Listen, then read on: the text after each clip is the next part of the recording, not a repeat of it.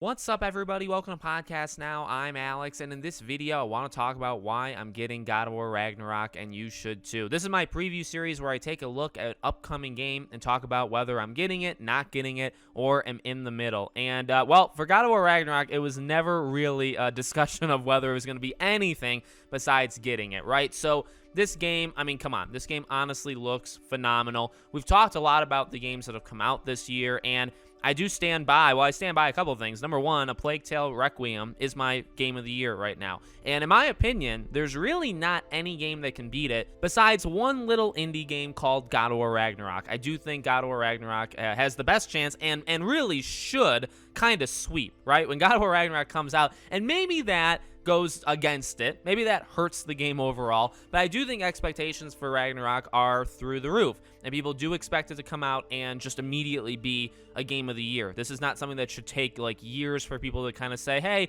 maybe it wasn't all that bad. This is a game that just comes out and immediately crushes it, as God of War should. Like, this is one of Sony's biggest franchises on the planet, and it needs to come out and be successful, and I do think it will. So from visuals, I mean, the game looks spectacular. From the gameplay, I'm recording this actually the day that they did the gameplay, when they showed the part 2 of the Diary series, and the gameplay, look, I mean, there are going to be a lot of things in this game that are very reminiscent and similar to God of War 2018. I've never been on this game as a DLC thing. I wasn't on that for Horizon. I wasn't on that for pretty much any of these games.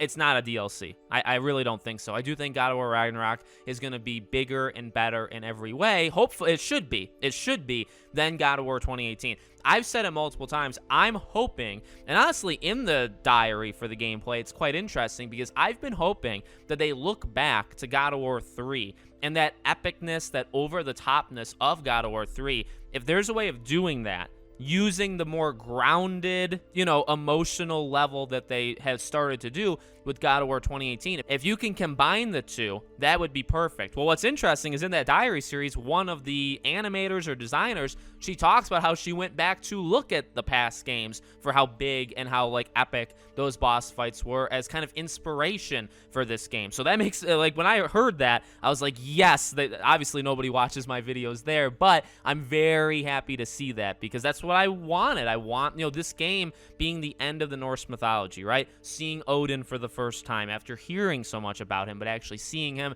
having to deal with him, having to deal with Freya, having to deal with Thor, all of the Ragnarok itself, right? It should be absolutely epic. It should have that kind of feel that God of War 3 had, but, it's more grounded. You got Atreus, you got this father-son, duo thing. You're going to have Odin kind of coming in to try to separate them. You need to make it over the top, but also grounded as you have in the past game. So from top to bottom, again, I mean, the gameplay looks phenomenal. It looks so much fun. I really, I just played God of War 2018. Again, I replayed it and God of War 3 actually leading into Ragnarok, and I'll always love God of War 3. It's actually still my personal favorite God of War, and that gameplay is still incredible. But God of War 2018 is very, very fun. It is very demanding. It feels really good when you beat bosses or when if you're on higher difficulties or when you're killing the Valkyries. It just feels good when you're able to do it. So I'm excited to go back into that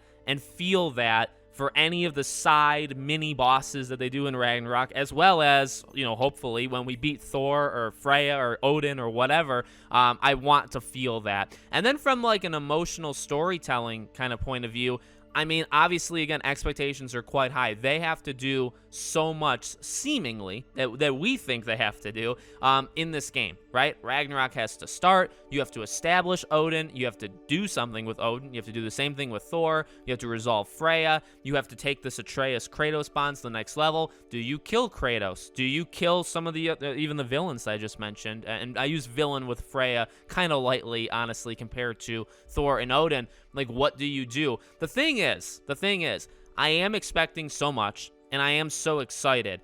I'm not going in thinking that this game is going to be the greatest game of all time. There is still a part of me that holds back a little bit, and it's honestly for the simple reason that there are story decisions that they can make that still, I don't know how I'll feel. If you kill Kratos, which will be a video discussion I'm going to have on the channel very, very soon, if you kill Kratos, And I mean kill him permanently. Now, if it's left open at the end, like they did for God of War 3, like you'll never, we won't know until the next game, what they were going to do. But if you kill him and you kill him permanently, and you tell me that right now, I mean, I don't know how to feel. Like, I need to see it. I need to kind of experience it before my own eyes and see if, in my eyes, it's done, quote-unquote, correctly. Now, correctly to me is different than correctly to other people, and I get that. But those are the things, right? It's the same thing for, like, The Last of Us Part 2, right? Like, making gigantic story decisions, who knows? Maybe it works, maybe it doesn't work, but you have to sit down and actually play it. So there is a part of me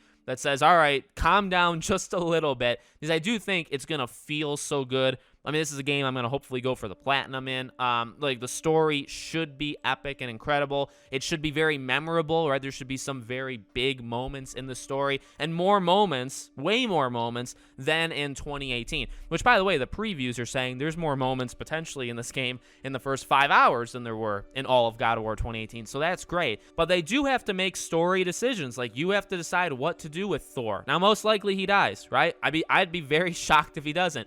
Odin, kind of 50-50, but still lean towards he dies. Freya, you don't have to kill Freya, and so we'll see. Kratos, you don't have to kill Kratos. We'll see where they go next. Is it Egypt? Is it somewhere else, right? How if they leave that open, like, where do these characters end God of War Ragnarok in? Like, what location are they in?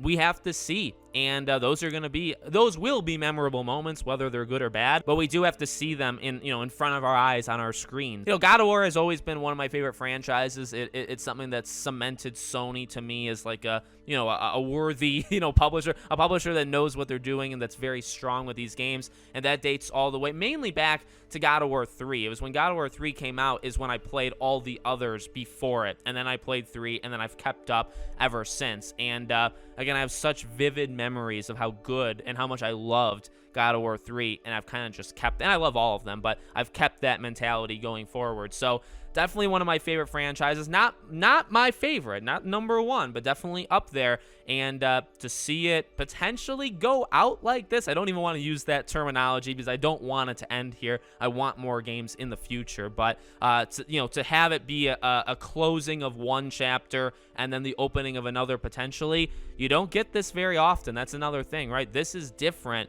than God of War 2018. God of War 2018 was bringing the game back, right? It's back. It's, it's not Ascension. It's not God of War 3. But now it's, well, we're not going to do a trilogy. We're going to do 2 games, and we're ending it right now. And then, we're not really going to talk about what comes next. There may not be something that comes next, or maybe there is.